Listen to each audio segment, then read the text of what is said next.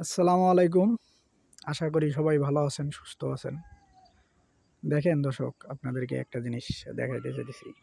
মূলত আপনারা জায়গা ফালায় না রাইখা এইভাবে আপনারা দেখেন, এই যে কটুক জায়গা, তার ভিতরে মরিচ ক্ষেত।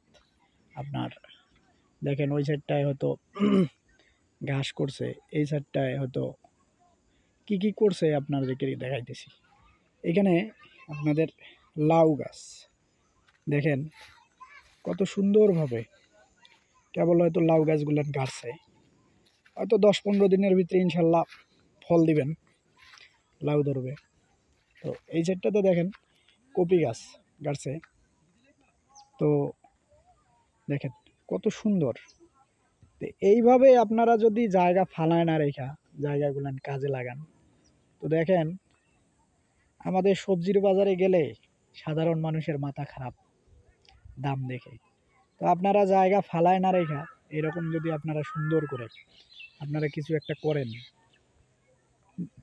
সবজি, তো দেখবেন সবার ভালো হবে।